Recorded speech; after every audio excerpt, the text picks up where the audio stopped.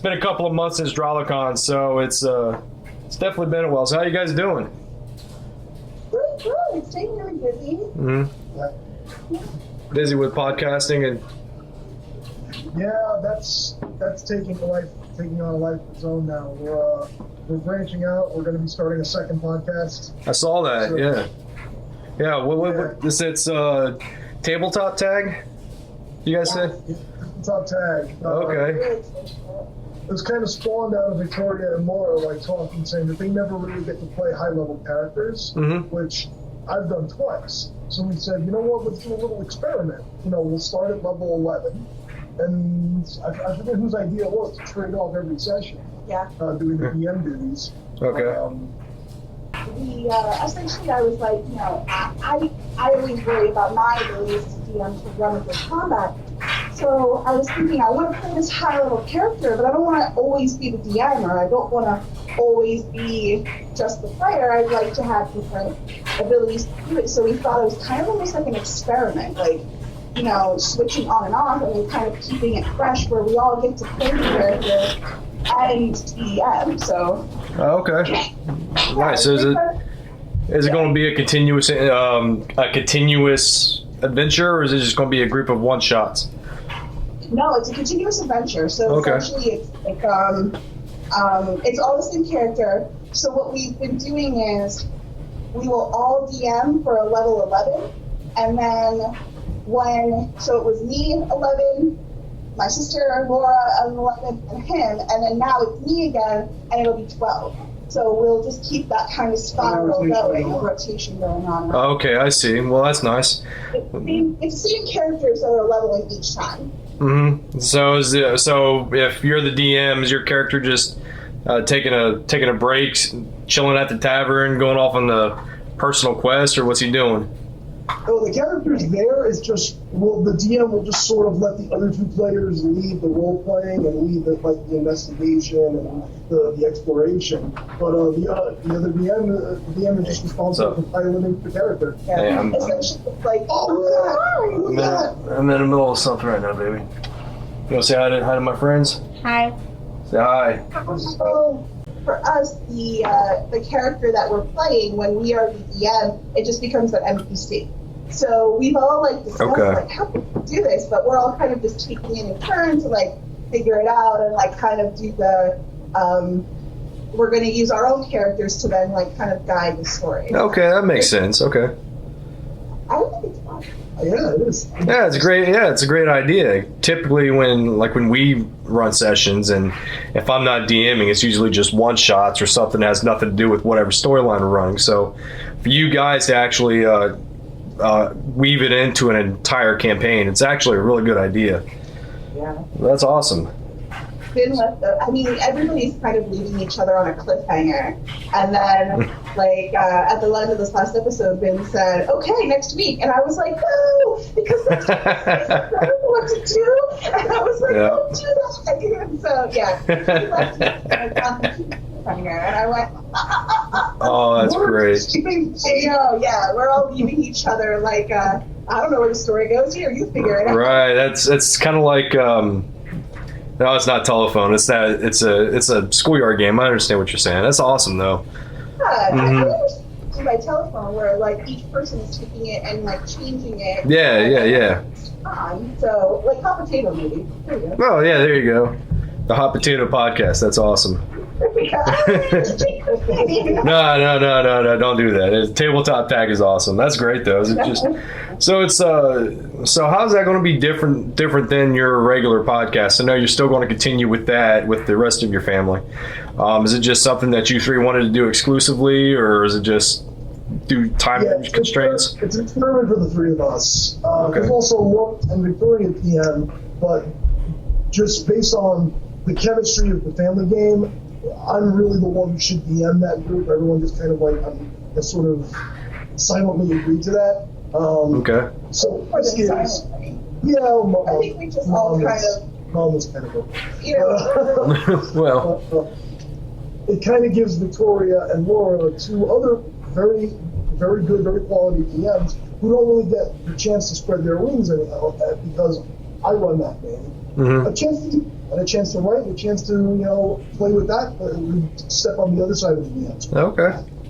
So, Great. Overall, it's a great exercise. I think what's interesting is that when we play with the family, it's very, there's a lot of people all together, and it's kind of like, even when you go out with your friends, it's a lot of people at the table, and, when it comes time to make a decision, everyone has an input, everyone's trying to make a decision, but right now with this is that we all are, it's like a little bit more of a quiet and like focused and okay, let's do this now. And I think it's just a little bit more, I don't know, but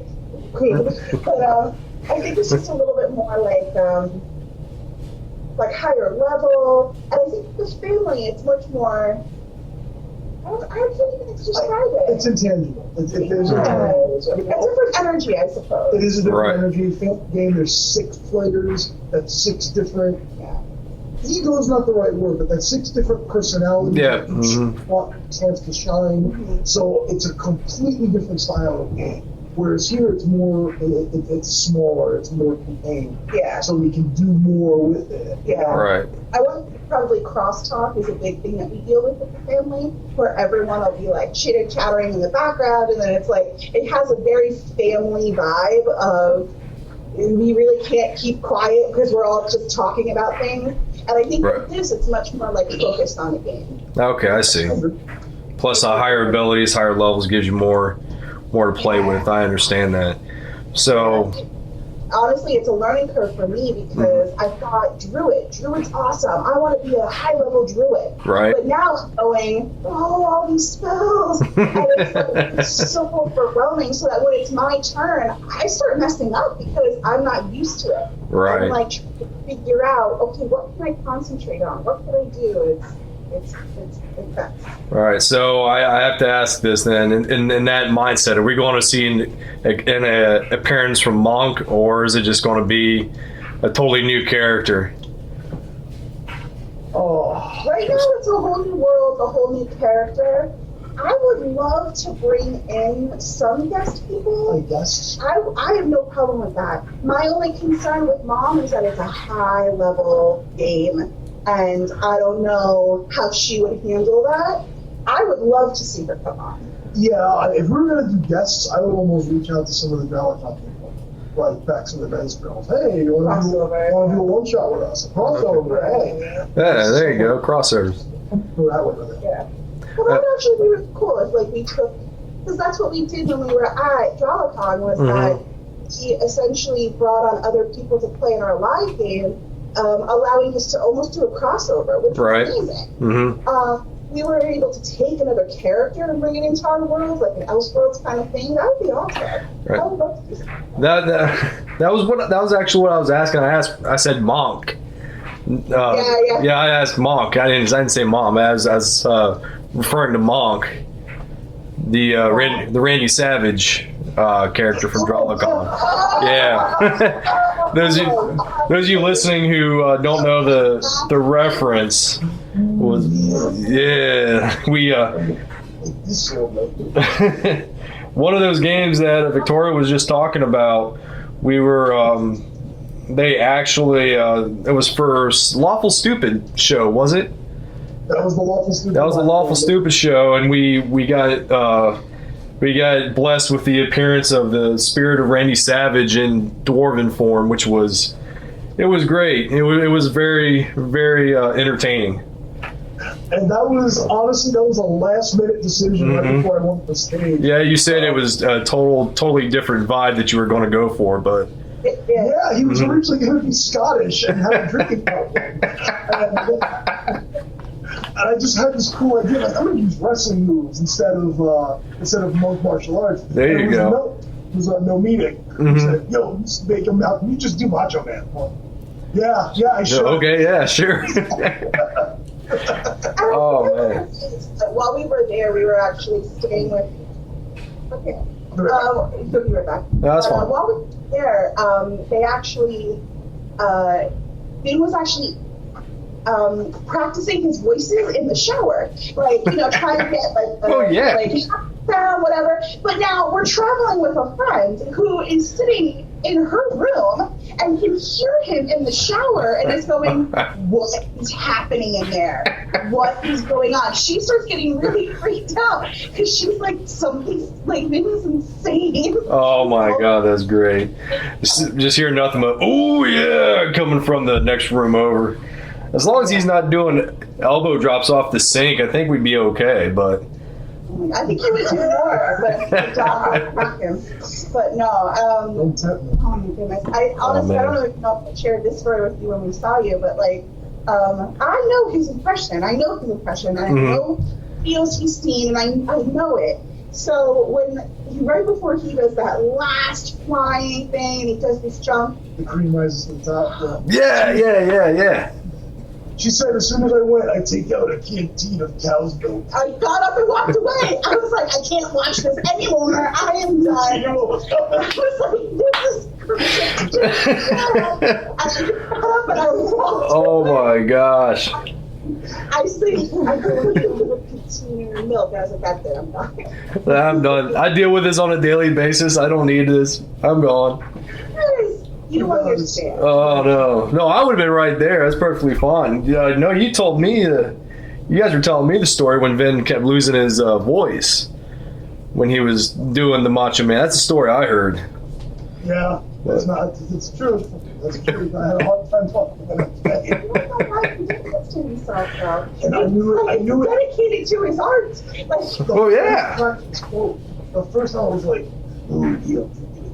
As soon as I did that, I'm like, this is something wrong. I just knew it. I'm like, I immediately regret this. Well, that's awesome, though. Well, I mean, it is an art, so kudos for you, man. Kudos for staying in character. Yeah, exactly. So, how he's able to remember all the voices that he does. Right. Hey, it is what it is. It makes DMing a lot easier when you can do voices. So let's switching gears a little bit. How did you guys start gaming as a family? That's more or less your call sign is the family environment. So how'd you guys get to start playing? Yeah, exactly. Nice shirt. Thank you. Very nice. Hoping to make it available as a Patreon report soon. Working on that. Okay. Did you hear that? Patreon. Go support them. Yeah. Thank you. Yes. Mm-hmm. I always say that actually it was a combination of my sister and brother-in-law wanting to play. It's kind of how it got started. Mm-hmm. This was me talking about it, how much fun I was having with my group of friends. And it was my sister who was like, I think I'd like to try that. Okay. And my brother-in-law was like, yeah, sure, I'll check it out. And they came over in Victoria. I ran a one-shot for them in Victoria that I deliberately left open-ended. So it was a one-shot, but it was still kind of could be continued if they decided they liked it and they wanted to keep going. Okay. Which everyone, they're like, yeah, we want to play more. Cool. When we got together for our second session, as we're planning it, it was actually Victoria's idea. Who said, I think this would be good for your mom. And initially I went, I don't know about that. Okay. Oh, that's right. It was synergy because it was my mom's birthday, and It was also Oscar night. And my sister and my mother always get together for the Oscars. And I was like, you know what? How about we just do it in my house? We'll play early on in the day. When the awards, we'll stop on time for the awards. We'll have dinner and we'll watch the Oscars. Okay. And Mom agreed to it, thinking if nothing else, I'll have some fun with my kids. I get to spend the night with them. So whatever. Never thinking she was gonna fall into gaming. Hop on it, yeah. And fell in love on day one. Wow, that's beautiful. She was actually disappointed when we stopped playing to go watch the awards. She wanted to be gone. It was just off to the races after that, man. She hasn't looked back since. Right. I would say that, one thing that I love about my mother-in-law is that almost every time after we play, no, not even almost every time after we play, she will always text everybody afterward and say, thank you. Thank you for including me. Thank you for letting me join in. The story was wonderful. I enjoyed being at the table. And I don't know, like everyone, why you keep gaming. Why? For her, it's being at the table with the family, seeing the laughter and seeing her kids. And a lot of it has to do with being with Vin and like his creativity and how people think different ways, and she loves that. So for her, sometimes it's just like she'll just sit and watch, and she's always so fascinated with the creativity. So that's what feeds her to want to keep coming back, and we just all love playing it as a group. So it just kept going, and then we ended that first campaign. Yeah. Oh, okay. Was it very hard to be able to teach the ins and outs, teach the, no pun intended, teach the ropes to the rest of your family, or did they just kind of fall into it naturally? It depends on specifically which ropes we're talking about. They catch on. Each person catches on to different things at different speeds. Right. So sometimes I have pretty crazy recall when it comes to the rules of the game and how different things work. I honestly don't look at the book very much. Like, I'll just know, okay, your spell does this, 8d6. So if your spell save is, is this. And I just have things memorized in a way that no one else at the table does. So sometimes I have to remind myself, not everyone learns at your pace. Not everyone can recall at your tip the way you can. Take a deep breath in, and just sort of, okay, Anthony needs a little bit with this. Denise needs a little with this. My mother needs a little bit with that. And just, honestly, I don't worry about my mother too much. I park her next to Victoria, who knows cleric inside and out, and Victoria with that stuff. Yeah, that's the first campaign we played together. I was a cleric, and we went to a level 11. Mm-hmm. So I was very used to when to heal, when to cast what, like when to concentrate on what, and I was good at it. And when my mother-in-law was like, "Oh, hey, I want to play cleric now," I went, because it's not easy. There's a lot of stuff. Right. There's a lot of stress. Yeah. Yeah, it's a lot of different parts. So I said, okay, and then I said, but Vic doesn't know cleric. You got to sit next to me. Oh, I don't tell you just told me Easy now, easy. But so anyway, so she came sat next to me, and then you might hear us often, but she'll like look at me and go, and I'll go, and she'll go. Okay. And we go, you guys stop talking at the end of the table. We're like, sorry. We have a really good mic. It's picking all of that up. Right. Patience with teaching is, I think Maria doesn't. Sorry. That's all right. Mom, she signed the card with her real name. Oh, she did. Okay. Yeah, so it's fine. So anyway, my mother-in-law, she doesn't expect to remember everything, so she often asks for help, and I understand that, and I don't mind it, and we have the patience to sit and teach.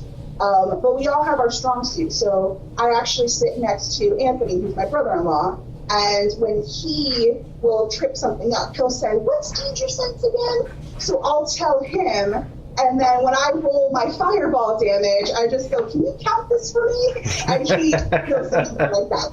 So I go, "Can you just do that for me?" It's the craziest thing. Like when we say, like one of the strengths of the family is that different skill sets, people learn at different things. It's like my brother-in-law will read and reread and reread Danger Sense, and he'll always ask, "Okay, now what does that do again?" But you could show him 10d6, he'll look at it in 2 seconds and go 42. Like, yeah, it's crazy. That's great. There's no reason for me to count my dice anymore, because he'll always look, because he's just curious.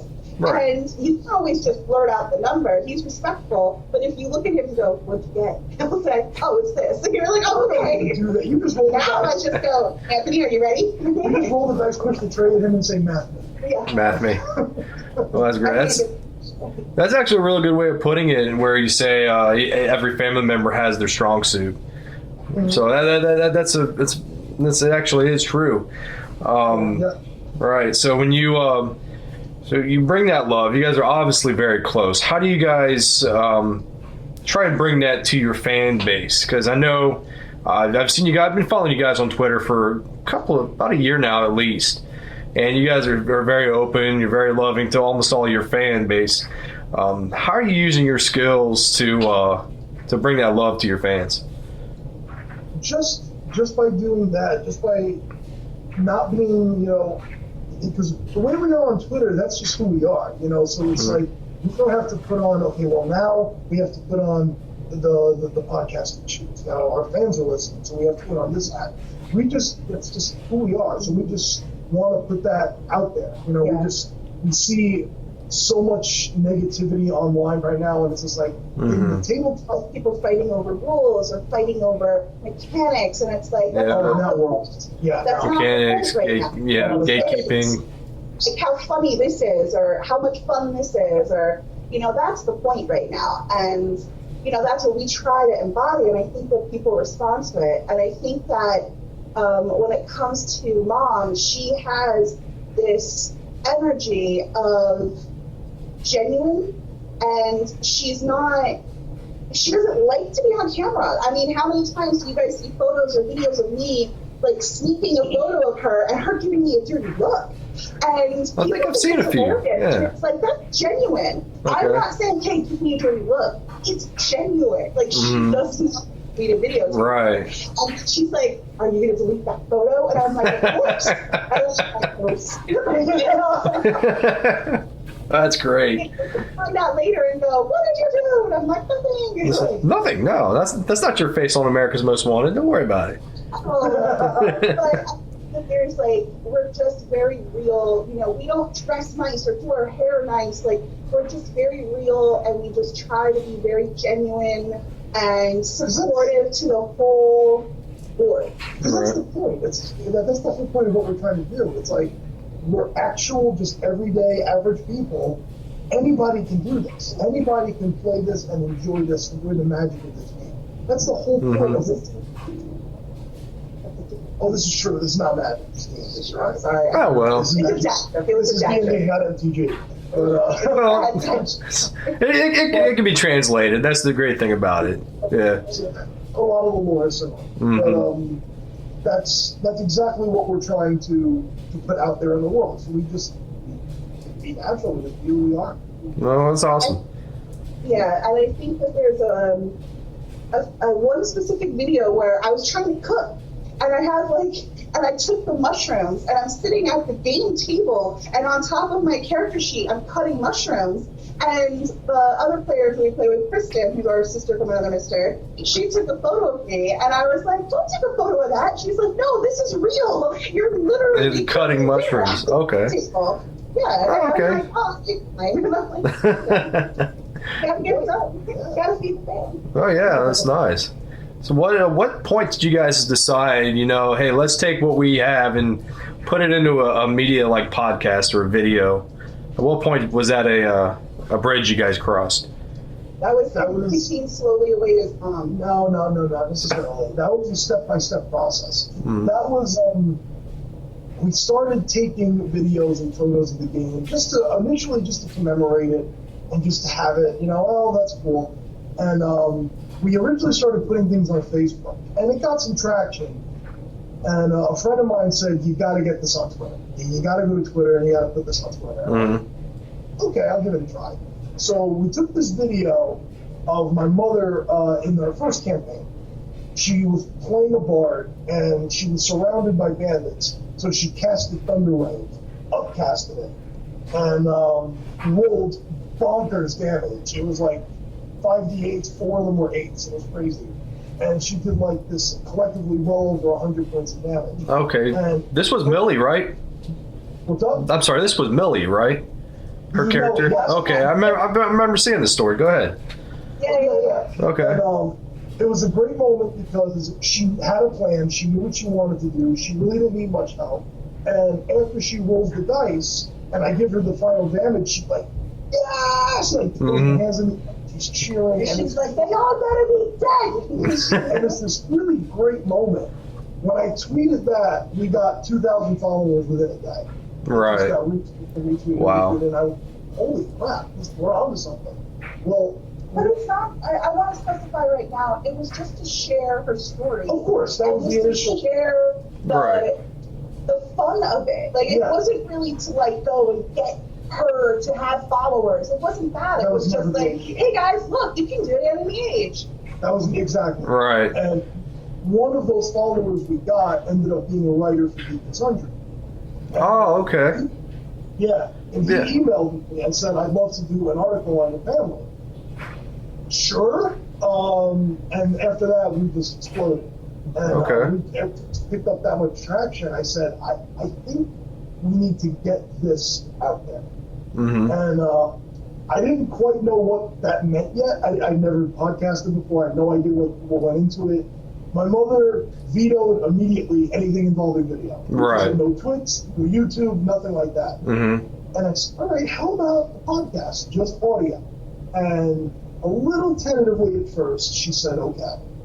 And we were off to the races after that, man. And that's just to hear. It's where we're at. I have to say, I'm honestly shocked because, especially with her first character, she herself was so timid as her first character. It took her so long. And I mean, all of us were really just beginning to play for the first time.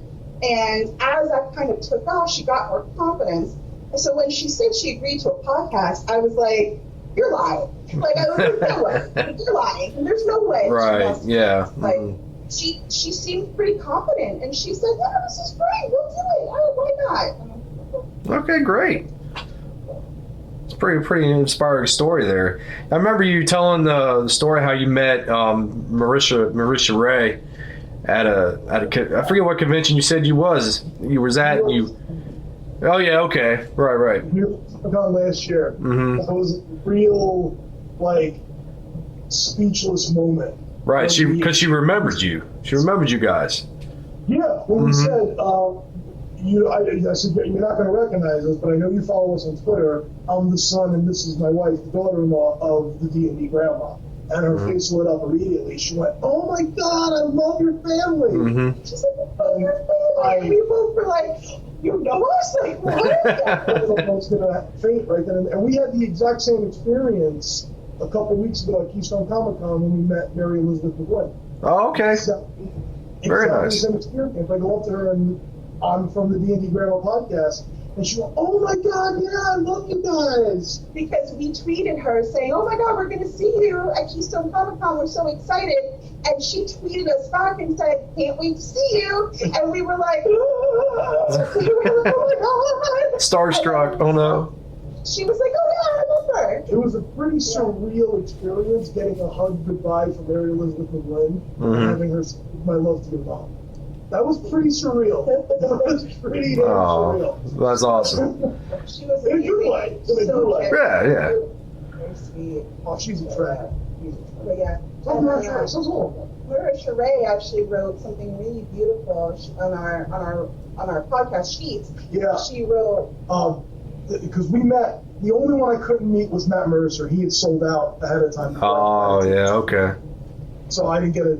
I was too slow on the draw. But we met everyone else from the cast. Oh, okay. And we had just started podcasting, like the week before we posted episode 1. So I brought my DM notes, and I had each of them sign a different page from episode 1. And Marisha Ray signed it. Everyone else just, did like a catchphrase in their name or whatever. Mm-hmm. And they're all super cool people. Right. And Marisha signed this really nice. It was like, thank you for being a positive force. Yeah, our community needs you. Much love. And I was like, oh my God, I'm going to start crying. Again, another very kind, very genuine person who's just trying to put good out there. And, we try to follow that lead. Like they're all so supportive and just so kind and so accepting, and we're like, yeah, that's the way to be. Like just open and just wanting to share what we really are.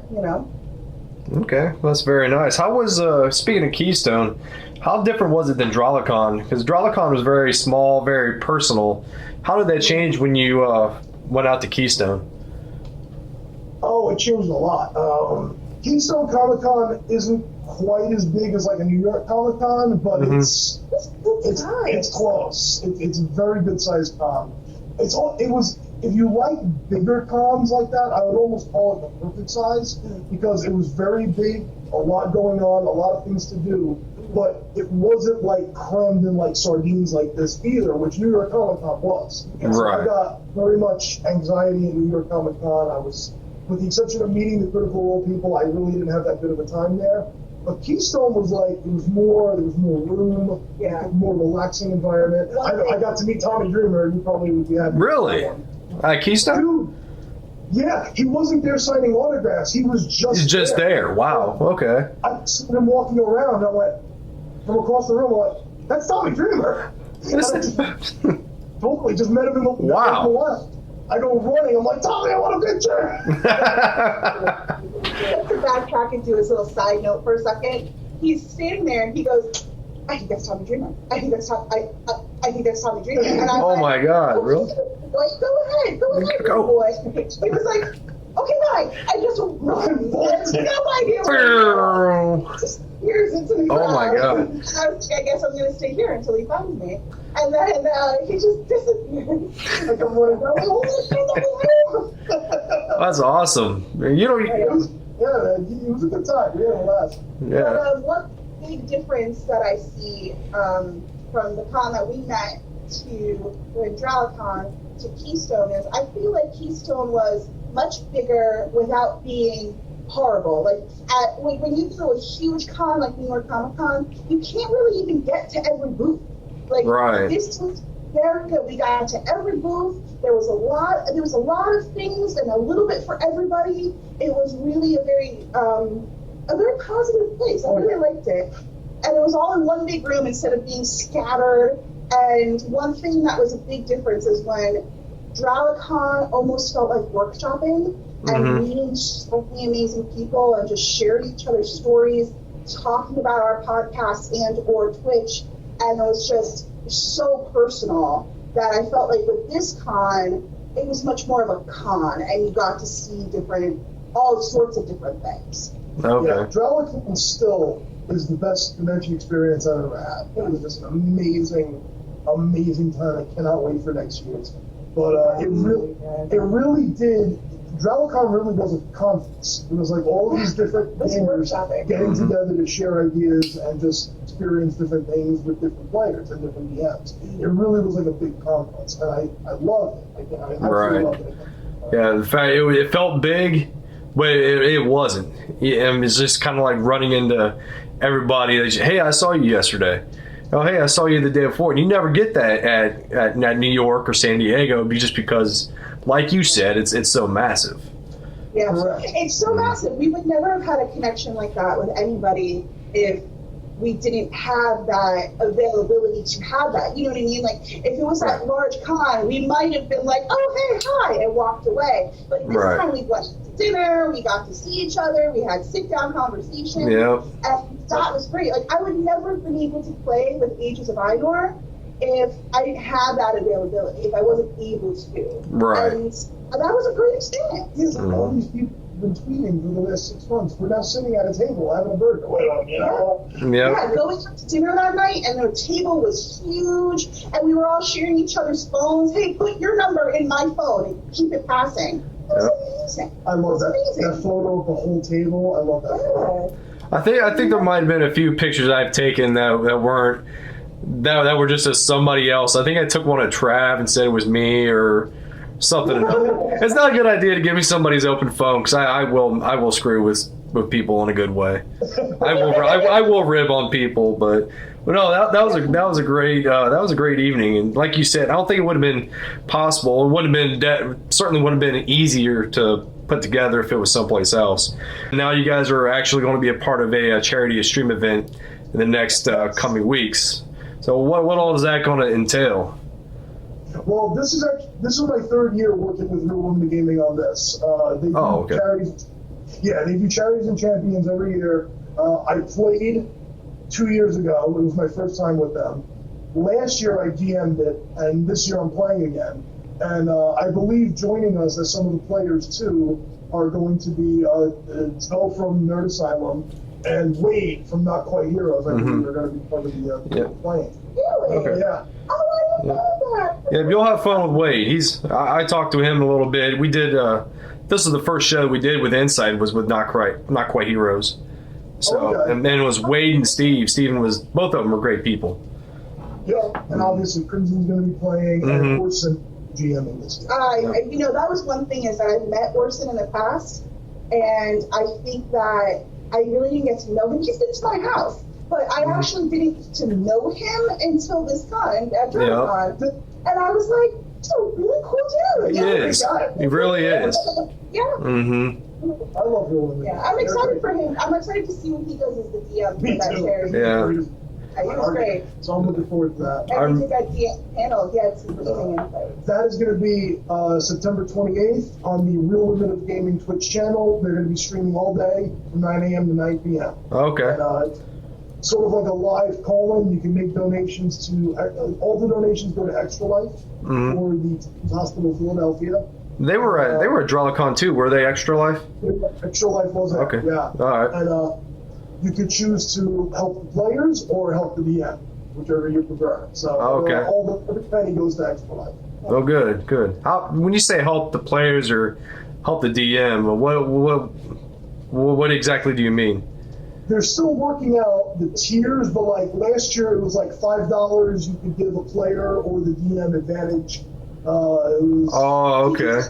It's like a get out of jail free card. It's like, okay, this person did win. Now you have 5 advantages, and then he gets little 5 cards, and then it's like, advantage, and then he rolls again. Oh, okay. Awesome. It's kind of like Mario Kart, really. Mario Kart and DnD. I see. That's awesome. And I was an evil bastard because I knew the final room they had to fight an ancient red dragon, so I saved all my advantages. I didn't use a single one. Oh, man. 6 of these bad boys. Let's do it. There you go. Coming in clutch with the advantage. That's awesome. I'll check that out. That's September 28th. All day, 9A to 9P, right? Yeah, on the Real Women of Gaming Twitch channel. It's going to be awesome. Can't wait. Yeah, and remember, that's how I met Crimson, because we were she was on a panel, I think it was, or she was gaming or something, and I realized that we didn't take a picture of each other, and she can verify that I caught up to her right before I left, and we took the world's most awkward selfie. Where we were like this, and we had the phones up, and I was looking at my phone, and she was looking at her phone, and we both had just these goofy faces, like. Crimson, I love it.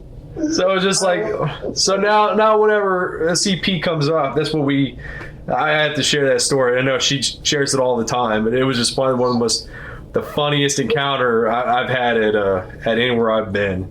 That's awesome. That's so crimson. That's so crimson. And I want to say, I remember when we left, because we were just done. We were exhausted, done, and we kind of were like, okay, guys, we love all of you, but bye. Yeah. And so Tabletop wanted to get game with us that night, and we're like, oh no, we're going to eat tonight. And I was like, that's okay. I was like, no. So we wound up leaving, and I think after we left, Vin said, oh, Crimson found me. Like you guys found each other. It was like, oh, they found each other.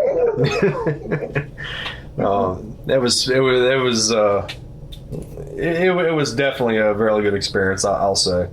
So it sounds like when you guys started doing these games, Vin, you're one of them, and probably a lot of people weren't very fresh with RPGs or tabletop games. So how did you break in as a gamer? Like, were you a big fan of 3.5, or were you a bigger fan of 5e? Like, I think I played 3.5 once for a module that a friend of mine ran, and then we jumped right into that. So I never really spent too much time with any other gaming system except for Edition. Okay. Gaming was something that I was always near it, but I was never a part of it. And I always found it interesting. It was always something I was curious about. But every time I was around a group of people who I knew played, it was a group of people I didn't want to play with. Oh, okay. Whether it was D&D or Monopoly. Like, these are just a group of people I wasn't interested in. You got to be careful with Monopoly. Yeah, you do. It's a blood sport. Every year at Thanksgiving, it really is. And one day at a barbecue, maybe 5 or 6 years ago, I heard a group of close friends were all saying, "Hey, we should get a game together." This and they were planning getting a D&D campaign started, and I'm like, I like all of these people. I think now's my chance. And I was like, you know what? I think I'd like to try. And they invited me to the table, and I went, what? So did they. Because I'm not trying to say, oh my god, my husband's not geeky. Ew, no. I know my husband's a huge geek, and so am I. So I said, but I was fascinated. I'd never seen him show any interest in it. And I knew of it, I heard of it, but all of a sudden it's like, I want to go play. And I went, all right, that came out of the blue. And yeah, and he just went and spent like 4 days. And I went, this is Never look back. Oh, yeah. That's awesome. And I've been going playing ever since. And I think after about 6 months, I started writing my first campaign. And Okay. it's cursed. I've been stuck behind the GM screen ever since. Oh, no. That is not. Okay. He's a player for me, and he's a player for other people. Oh, okay.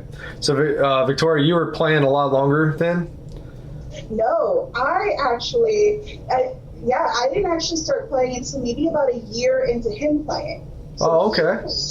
Yeah, so he played for about a year, and he kept saying, you want to play with me? You want to come? You want to come? You want to play? It'll be so much fun. You come and play. And I finally was like, no. And I still kind of feel this way in my logical brain. I have stuff to do. I have a house to clean. Yep. I have problems I want to get done. I have stuff I need to do. And I don't want to sit at a table for 8 hours. Are you kidding me? And he's like, well, what if? And I mean, he pecked at me for, I want to say, a year or more. And then finally, what I didn't know is that equally, you met Kristen, and Kristen, her husband is a big gamer, and our husbands were playing together. He was part of that group. He was part of that group. Okay, at the barbecue, okay. So the two of them are trying to get their wives, and he finally convinced Kristen to play, and then finally convinced me to play together as a foursome. And they said, come on, it'll be fun, and he said to me, well, Kristen really wants to play, and I know she'll be happy if you're there. And I went, all right. And then Jake said to Kristen, Victoria really wants you to play. So as a result, the four of us sat down, and we didn't know this until maybe about 3 months ago, when the two of us were like, woo, it was live the whole time. Oh, no. I mean, again, I went and I sat down at the table, and I gotta say, the first time I sat down, it was difficult because I didn't know the rules, I didn't know this, I didn't know that, and it was kind of like, awkward at first, and well, what do I do? How do I do it? But then eventually you get really good, and then you're like, hey, what are we playing next? And then you want to play more, and then you don't care that your laundry's piled up. You'll do that tomorrow. Yeah, exactly. I'm gonna give you guys my my wife's phone number, because that's what I'm trying to do, and that's exactly how I've done it too. You want to play? You want to play? Can you play? Come play with us. Come on, just sit in, please. And I know this is not about you, but how long have you been playing? Almost 5 years, I'd say. Yeah, my Trav, the guy who was with me at Drala, he said, because we had this almost on a weekly basis. I go over to their house and we play games, tabletop games, Legendary, Munchkin, video games, whatever. And he messaged us one day, me and his older sister, and he says, I got this new game we can play. Well, okay, what is it? And he starts, he never said, to this day, he's never said it was D&D. He kept describing it, and you build characters, and you listen to one guy tell the story. I'm like, this is sounding like Dungeons and Dragons. I told him, Trav, I'm not playing Dungeons and Dragons. That's perfectly fine. I'm not playing it. So finally I said, oh, okay, I'll bite. I'll appease you. And it started out like, okay, so who do you want to be? It's like, I ended up being a human rogue, and then that got me hooked. So I'm like, okay, let's go ahead and play this character, and then ended up being a human rogue who was a runaway prince. And he said, okay, so we're going to go through your session, and we're going to give you like a 15-20 minute episode zero style one shot. So it sets it up. Okay, you've been arrested for killing your sister's husband, who was a king. So now you're in jail, and you have to get out of jail. Like, okay, so I went through and ran it, and the funny thing about it was it went almost to an hour and a half, and it was only supposed to be 20 minutes. 15 minutes. Mm-hmm. So, Oh my God. so that it was just kind of like one of those things. Like, okay, well, I'm a bona fide nerd now, so I'm playing Dungeons and Dragons, and like Vin said, it was off to the races. Never looked back, and I enjoyed it. So, And you know what's really interesting is when you start sharing it with other people, okay, there's two things here. One is when you bring someone new into the game, they have no constrictions. Like, they don't have this is how I do things, step 1, step 2, step 3, that older players start to get. They have the free will of, well, you told me anything's possible, so I can do whatever I want. yeah. And it is amazing to play with new players because their imagination it's like playing with a kid, like a 2-year-old. Their imagination is unlimited. And it's fascinating. I love watching it. And then the other thing I was going to say is, I feel you trick your wife very easily this way. I feel you can do it. You just know. I don't know. We've been together for quite a few years now, and it's always the same. Yeah, I'm not playing Dungeons and Dragons. I'm not doing it. So Yeah. I'll keep trying. Yeah. I have a couple people at work right now that are just within arm's reach of me. Just within arm's reach. And I'm like, we're doing a beginner game on this day. And they're like, oh, well. And I'm like, oh, come on. Yeah. No, she just lets me to myself, which, oh well.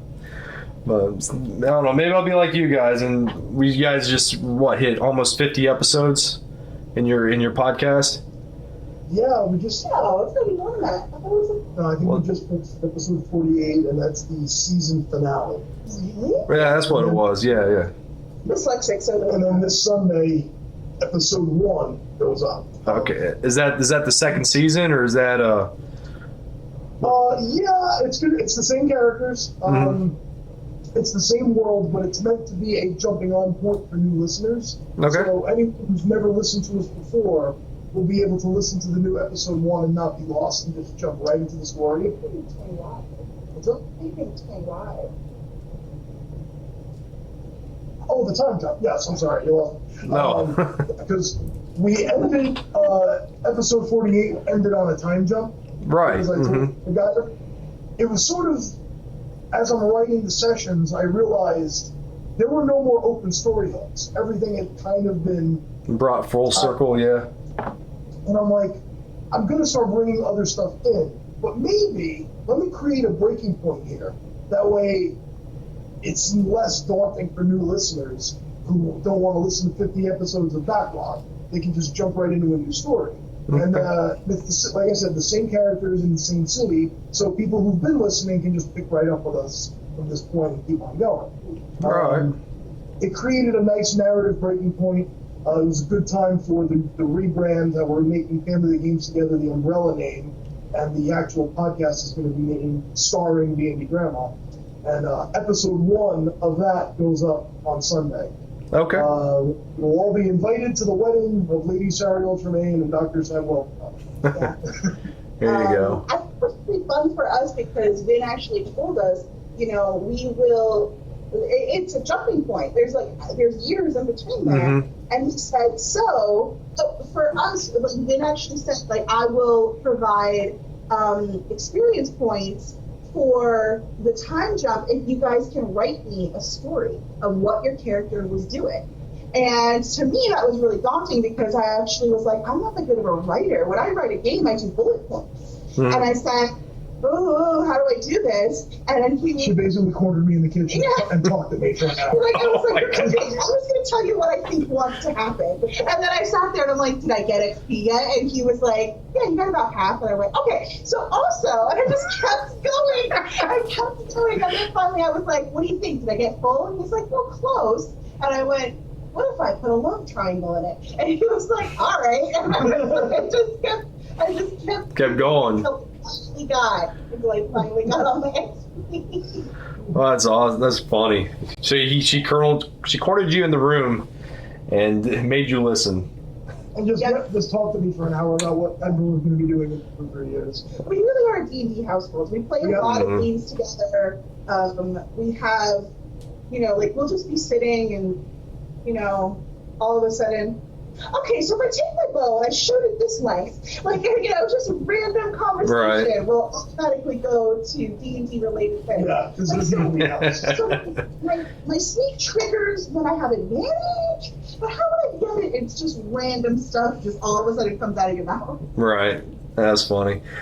So where do you guys pull your inspirations from? Like when you write a character, or then when you write a story or a campaign hook, like where do you pull your inspiration from? Oh, dude, everywhere.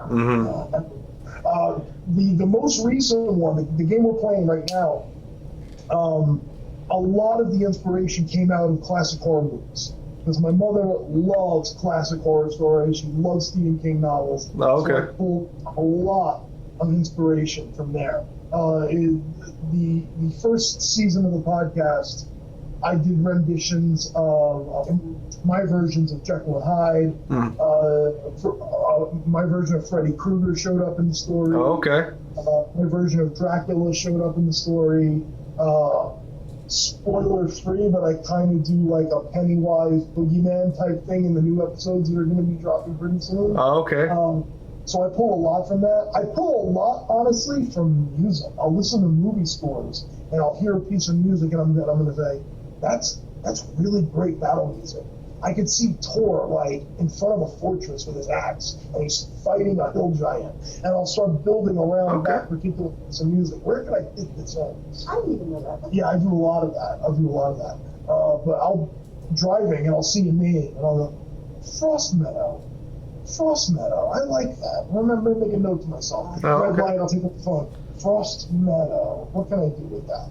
You're so good with names, it's so annoying. We went out to dinner with her family for her sister's birthday, and her Victoria's brother travels a lot for work, and he was telling me how he went to Houston, and I never knew this about Houston, Texas, but apparently there's a city under the city, because in the summertime it's too hot to be on the streets in Houston, so there's this whole network of air-conditioned tunnels that go under the city. There's shops and businesses down there, and I'm like, that's really cool. And as Andrew, her brother, is telling me this, I'm writing a one-shot in my head about a city under the city, and there's a conspiracy, and it's like mole people underneath, and maybe Durbars or Drow are trying to, and as he's talking, I'm writing in my head. So that's awesome. I see that.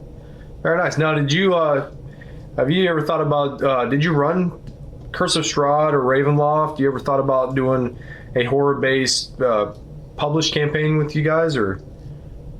I've tried to run published adventures cover to cover. I can't really do it because personally I find it constraining. I don't like having to search for the answers. I don't like being locked. And even though I know Curse of Strahd is designed to be open, is very much more open world than a lot of the other book mods, I still find it very confining. I like the freedom of homebrew.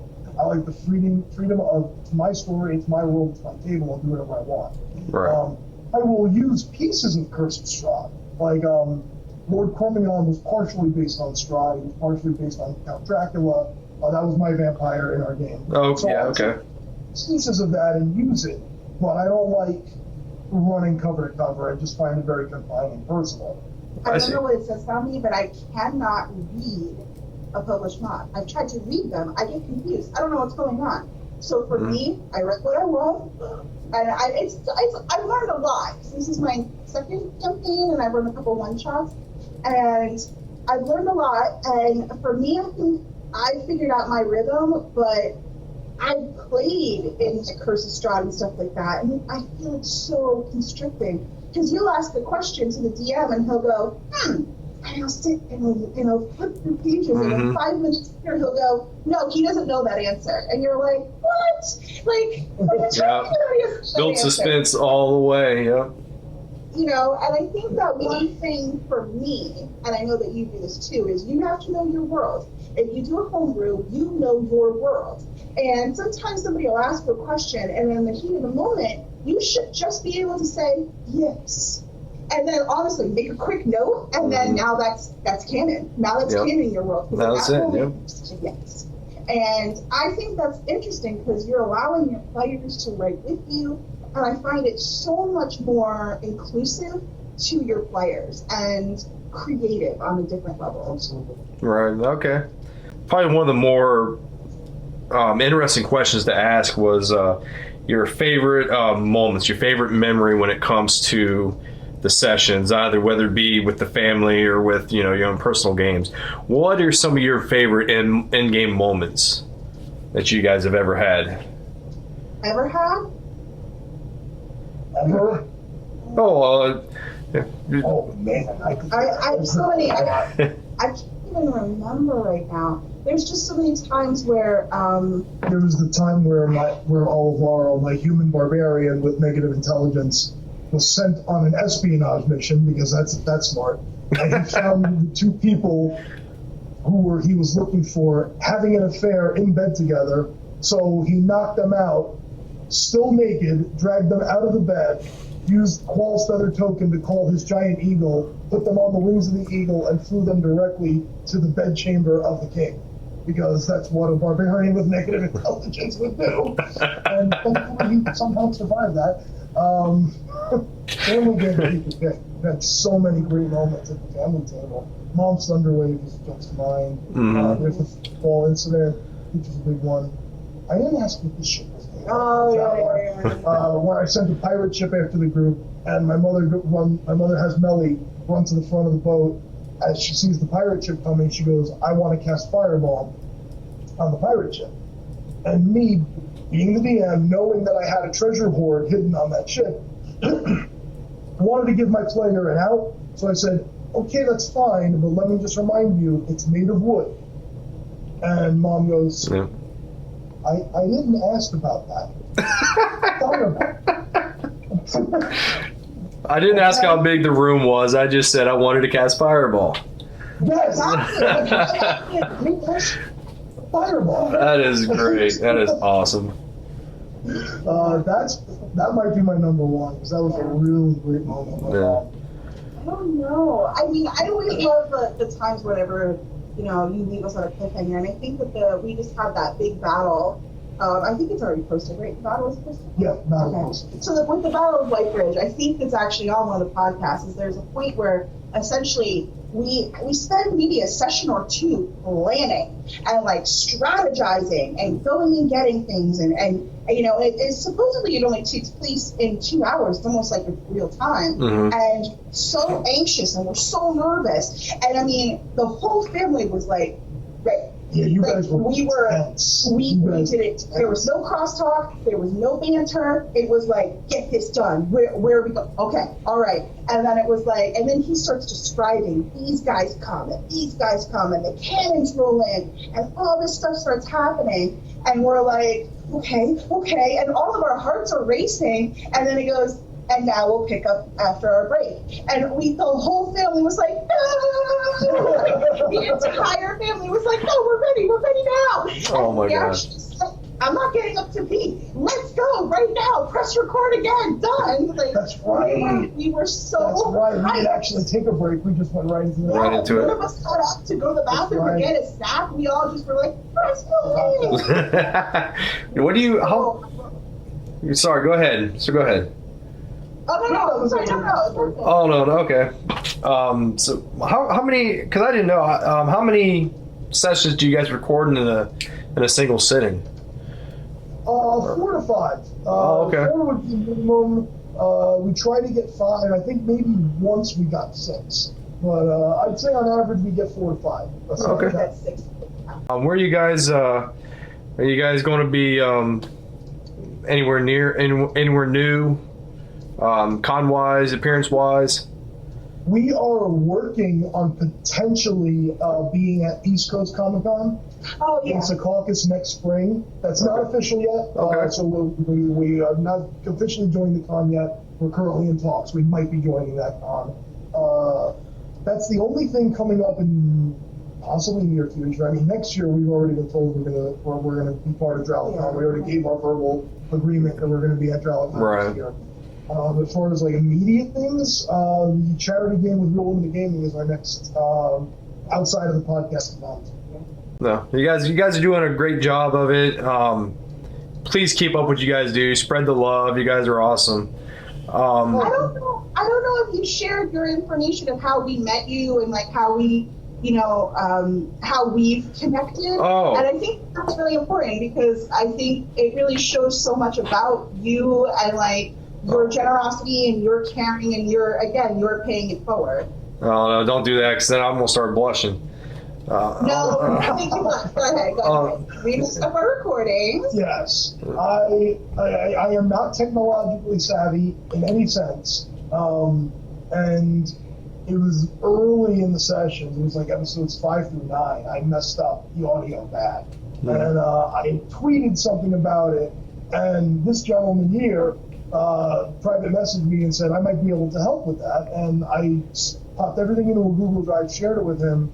And he was able to clean the episodes up pretty well, enough that at least it was usable. Well, and I didn't, I felt I could at least post this and put it out there. Whereas with the original audio, I didn't want anyone to listen. Right. But that was this gentleman's generosity. No, so again, no. Please no, because when I remember sitting down here and I was excited to do so, simply because I went to school for audio stuff. I haven't used any audio stuff in the last 5 years instead of like video production, which I've gotten into heavily the last few months. But at the time, I'm like, okay, well, let me try it. Let me, appease my education a little bit so I can exercise that muscle a little bit.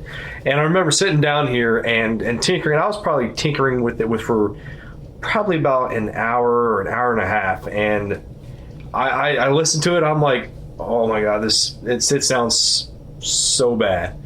Like I felt like it's like I wanted to be able to do this, but like you still hear pop, still hear distortion. I'm like, okay, well I've exhausted all my resources, and I gave it to Vin, and I said, hey, I tried. I'm sorry. If this sounds okay, feel free to use it. And then he says, dude, this sounds awesome. Thank you. I'm like, okay.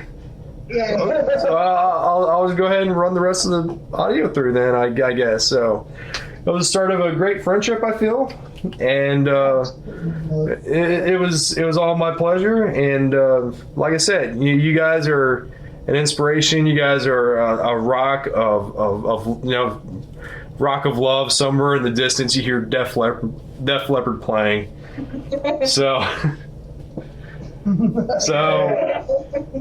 keep up what you guys are doing, please, because you guys are you're so good at it. You're friendly, down to earth people. Just keep it up. Thank you very much. Go ahead, let's give you your shameless plug. Where can I find you guys at? Oh, you can find us on Twitter. At DnD Grandma is our handle. You could find our podcast on basically any podcatcher except for Spotify. We haven't made it to Spotify yet. Okay. But we're on Apple Podcasts. We're on Google Play. We're on iHeartRadio. I listen to Podbean. Castbox, Podbean, Stitcher, everywhere. Okay. And you can find us on Patreon at Patreon/DnD Grandma if you're so inclined to support us there. A lot of fun little things there, like our character sheets and videos, behind the scenes interviews with the players. All about like our first session characters. Recorded fan fiction that Rebecca recorded for us, narrated fan fiction. So we're working on some other, and we're working on some other rewards too. So we try to keep it fun for everybody. Right. Okay. Awesome.